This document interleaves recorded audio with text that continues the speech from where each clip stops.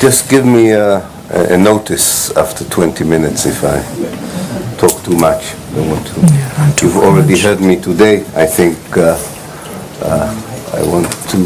It's very important. Give enough space to. Don't worry. To someone else. In any case, I think a good way of getting into the subject of what I call the Zionist mindset is to read the diaries of the Zionist early settlers. There were two groups of early settlers of Zionism. The first, who came in the late 19th century, were more classical colonialist type of settlers. Like colonialists elsewhere in the world, they came to exploit the resources of the land, including the human resources of the land, in order to make better life for them compared to the countries of origin. And colonialists, white settlers, all over the world, the same period, and definitely before that period, were building similar models for exploitation and oppression of the local indigenous people for their own sake. However, they were not the people that created the Zionist movement in Palestine. The people who really molded, really formulated Zionism the way we know it, came in what historians like to call the second wave of Zionist settlement.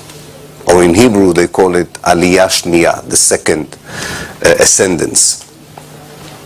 They came after 1905, after the failure of the first attempt of the Bolshevik movement to topple the Tsarist regime in Russia.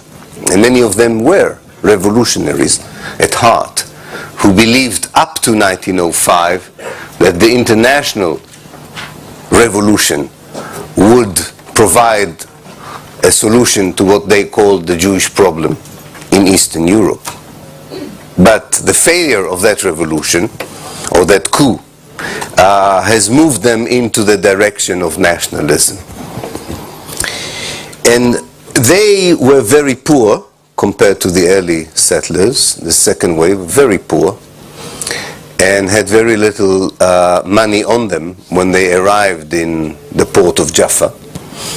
They knew nothing about how farming and agriculture, because as you know, Jews in Russia and Eastern Europe were not allowed to work on cultivation of land, and had nowhere to stay, and didn't know how to make a living for themselves in the new country called Palestine. So they were very lucky that the local Palestinians hosted them, offered them a place to sleep, a little bit of food, and when they stayed long enough, also taught them how to cultivate the land and how to shepherd the herds and how to become sort of children of the new country. But at night, these settlers, under the candlelight, wrote diaries. They were obsessive diarists. They wrote a lot of, every day they wrote in a diary, which is good for the historian. They wrote about everything. A mosquito bite, they didn't sleep well, a lot about the women they didn't like, the women didn't like the men didn't like the men. But there is nothing that escaped the diary. And in those diaries, in those entries to the diaries, they write about their greatest disappointment to be in Palestine. The main disappointment was that the place was full of foreigners. Especially those, of course, who hosted them. They were the main foreigners. And they were saying in their diaries, and I'm staying tonight in the house of one of these foreigners. And you have to understand this mindset. The mindset is, and hasn't changed, It hasn't changed. There were two disappointments here, to a certain extent. One was that most of them believed the propaganda that Palestine was an empty space, that it was a land without people, waiting for people without land. They really believed it. If you read the propaganda of the Zionist movement after Herzl founded it properly in 1897, Palestine appears as a totally empty land. It's amazing. So they were really, really surprised to see someone else there. Secondly, they had to square this new effect with their idea of creating a new homeland. So they decided if someone was there and was not supposed to be there, they were aliens, hostile aliens, in fact, who usurped, took over something which did not belong to them. Now, if you think that this is simplistic, if you think that this is outdated, think twice. The most important tool for studying the Arab-Israeli conflict in the United States of America today, whether it is in high school or colleges or in the universities, is an atlas called the Atlas of the Arab-Israeli Conflict, which was written by one of Britain's leading professors called Martin Gilbert. I think it's already in its 12th edition, right? And this is the main tool by which students in America, and until recently in England, more or less until I came over, but not because of me, or maybe because of me, I don't know, until recently also in England, was the main cartographic way of looking, or geographical way of looking at the conflict. And I think it tells you a lot of the Zionist propaganda today compared to the Zionist propaganda in the early days. Martin Gilbert's atlas has, as I say, is a professional tool that most academics in America use in order to understand the history of Palestine. Okay? The first map is Palestine during the biblical times, days of the Bible. The second map is Palestine during the Roman time, at the time that the Jews allegedly were expelled by the Romans. The third map is the Crusader.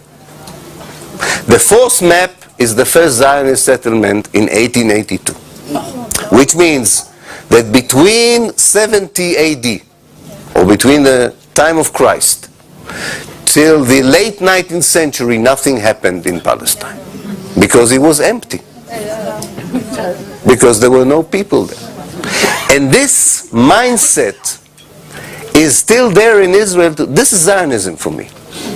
This is really Zionism for me, because Zionism is not saying there are no Arabs around. Of course the people know that there are Palestinians around. There are now, as Ali said today, there are half of the population of Manda, what used to be historical Palestine today, are Palestinians. So you don't deal with a Jewish community that doesn't know that Palestinians exist. But the whole effort is on two levels. One is to make the Palestinians evaporate, disappear, so that we can go back to the land without people. Or, if you cannot do this, imagine that they are not there. Now, how can you imagine that they are not there? You can build a wall. Many people think wrongly that the wall is meant mainly to enclave the Palestinians. But this is the wall that you are familiar with, the apartheid wall, inside the West Bank and between the West Bank, is not the only wall in Israel. Most of the Jewish well-off communities in Israel that are near Palestinian villages have high walls, higher than the segregation wall. If you have a high wall, you are in a land without people, for the people without land. And this is the two ways that Zionism is operating. Now, what wrongly is called in Germany the Zionist left, or the peace camp in Israel, are the people who live in these gated communities. And they are really minimalists. They are minimalists. They want only a small part of Palestine, it's true, provided it's purely Jewish. This is Meretz. This is the Peace Now movement in Israel. This is probably the worst kind of Zionist manifestation of goodwill that we have. This is the idea, and I know these are my friends. I came from this milieu, so I know exactly what I'm talking about. This is the kind of people who are very nice, and they are really nice people. You know them. You adore them in Germany. You give A, B, C, D, E, F, H, Yehoshua, and Amos Oz. You give them prizes, although they are horrible writers, but that's another issue. But you give them prizes like as if they have written the Bible, the Quran, and the New Testament together, and all these human creations are nothing compared to their amazing stories. It's just watching the what is it, the Goethe Prize, I think, that or the other ones that you are bestowing on these mediocre writers is one of the most embarrassing human ceremonies to watch. But nevertheless, that's a German problem, and that's your idea of culture after the Second World War. Sorry? German loves prizes. Yeah, they love prizes.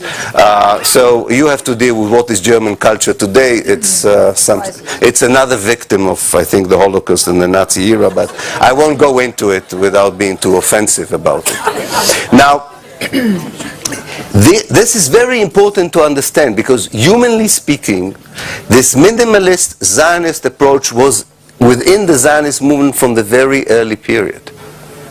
Just give us a little piece of Palestine. And it sounded so convincing. We are willing, in 1936, this peace movement within Zionism said, you know, 1/3 of Palestine, that's all we want. But of course with no Arabs in it. And this didn't seem racist to anyone. It seemed like, these are amazing people. Look, all they want is 1/3. And then, and this is the inner logic of peace Zionists, or what I call diet Zionists. This is like Diet Coke. It's Zionism without the cocaine.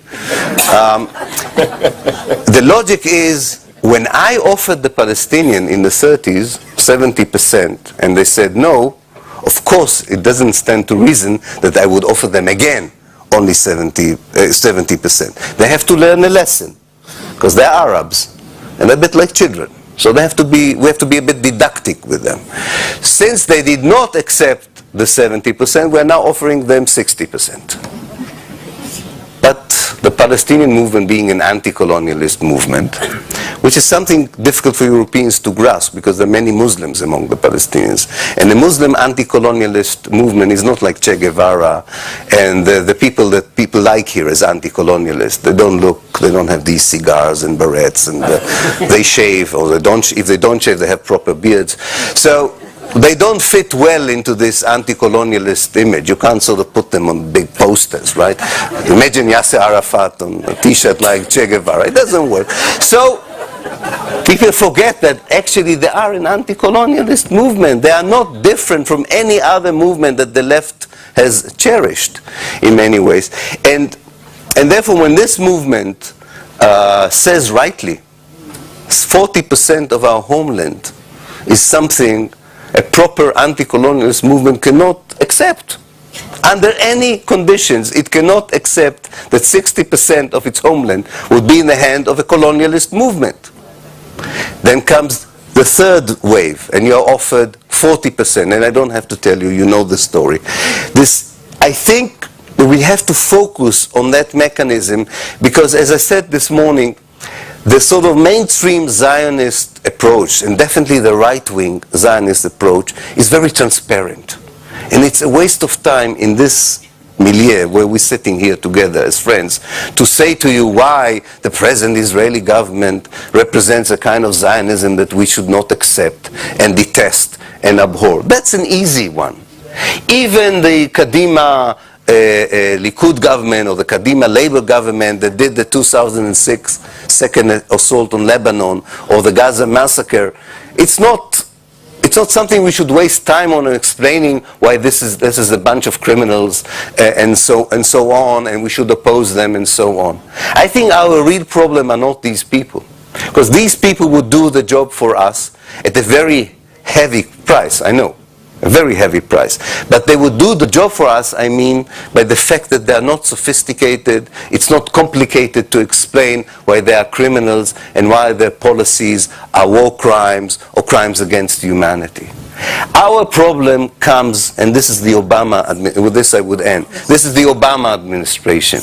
This is the left wing in Germany. This is the good people on the left in the United Kingdom.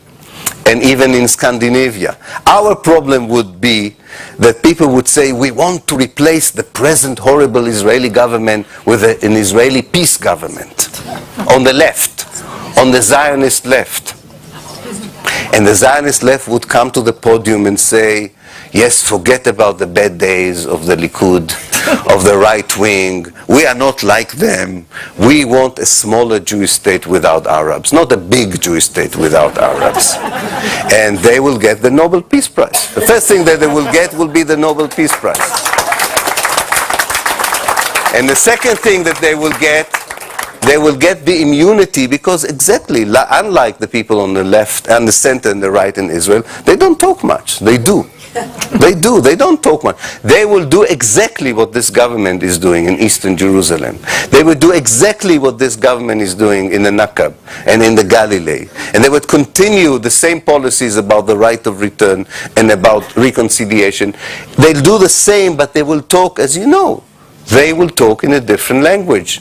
They will talk the discourse of peace. They have no problem in doing it. They are so good at it. They have been doing it for 60 years. They kicked out people and said that there's no one there on the other side to talk to. And when there was someone to talk to, they killed them, and then they said there's no one to talk to.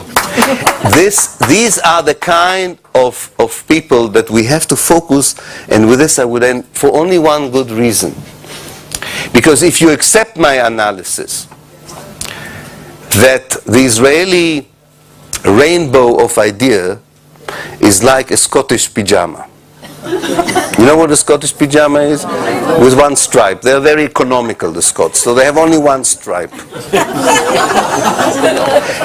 This is the Israeli rainbow of ideas within the Zionist frame of mind. And this is not easy to accept, I know, because there is a show of pluralism. There is a charade of a serious debate. The Israelis really perfected this charade of the debate when it came to Gaza. The painful Israeli inner debate about taking out the settlements into new kind of settlements near the Gaza Strip, where they talked about when a settler said that she was put in a 5-star hotel in Ashkelon and it was near the railway station, so it reminded her of Auschwitz. This is the kind of thing that would be most difficult to fight in the social democratic milieu of Germany and of Europe. And in order to fight it properly, we have to go back to the basics. And to come back to what I said this morning, and with this I would end. I really think that you don't have to feel at all timid or frightened by making a very basic human distinction between political organizations and human beings. I'm sure in any other case in the world you do very easily this distinction. You don't feel that you have violated any terrible taboo by saying that the political organization does not represent people. When you talk about Myanmar and you talk about the Burmese people, you don't think that you are talking about the same thing. When you talk about all kinds of other regimes that you don't like, you know that you are not talking generally about the people who live there. Israel is not different. Israel is not different. And it's okay, you know, I was asked I was told that Jeff Alper was saying that there were some good Zionists and bad Zionists and so on. There are no good Zionists. That's an oxymoron. There can be good Zionists. There can be well-meaning Zionists, I accept. There can be well-meaning Zionists, but it's like well-meaning racists. There are like apartheid people with good intentions. Some things, language, as I think Ali said to us, that language tolerates everything. But that doesn't mean that everything that the language tolerates makes sense. So, yes, there are people living in Israel who are nice, generous, peace-loving, Jewish, progressive, whatever you want. But as long as they are loyal to this ideology, the way they explain to you their ideology. Of course, there isn't an objective definition, but the way they understand it, which is the way that they educate their children. This is the way in which they understand the role of the army and the military in their society. And this is the way as they accept for granted and without any question the basic decisions of their political and military elites. When you take this into account, there is nothing positive about it. And you should negate it and not accept it in its totality. Not play with it. And you are doing a very important, or you are carrying out a very important mission for the people themselves. And I tell Israelis whenever they want to hear me that they don't know what they are missing. I know. I said, you don't know what you're missing when you be deprogrammed. I told them how long, and this is my book, Out of the Frame. I told them how long it took me to be deprogrammed. And I said, you don't understand the sensation. If you think you need LSD, or you need to drink a lot, or to hear the rabbis, or whatever makes you kick in Israel, you don't know what you're missing. You can do the trip that I did, and you will feel so good with yourself, like very, very few people around the world. I'm serious about it, because once you liberate yourself from an ideology that was sacred in your eyes, and made you do things that you regret, once you are on the other side of the mirror, you feel something that you almost feel fortunate to be able to experience such a journey. I think very religious people maybe sometimes experience it when they have an epiphany or revelation. I'm not very religious, so I don't know what it means, but I know what it means in my case. And so if you have any problems with telling Israelis that they should stop being Zionists, including those you like in the Zionist left camp, tell them to walk the extra mile, whether they are rabbis for peace, or DJs for peace, or transvestites for peace, or I don't know what, milkmen for peace. Israelis have all these they like to fragment the peace movement. They like to fragment the peace movement, makes it easier for them. Instead of saying, we are anti-Zionists for peace, for instance. That would be the real, genuine Israeli movement for peace. If you tell them, believe me, you are sending them on the best journey in their life. Thank you.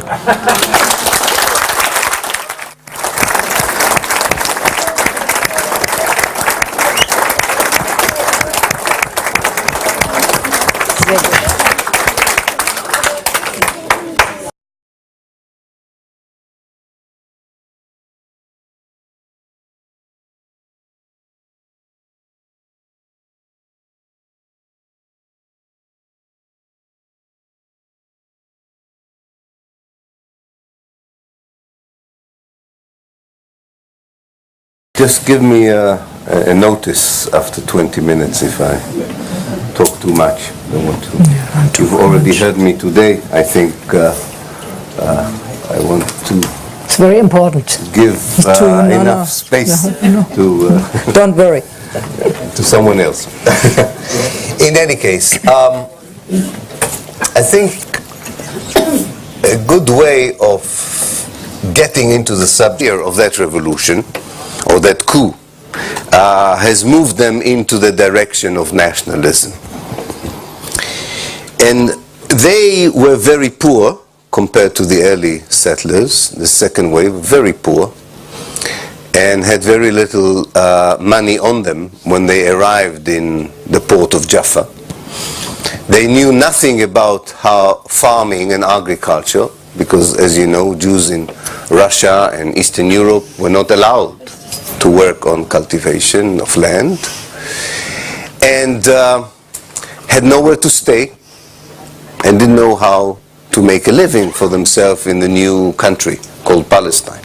Nationalists, white settlers all over the world, the same period, and definitely before that period, were building similar models for exploitation and oppression of the local indigenous people for their own sake. However, they were not the people that created the Zionist movement in Palestine.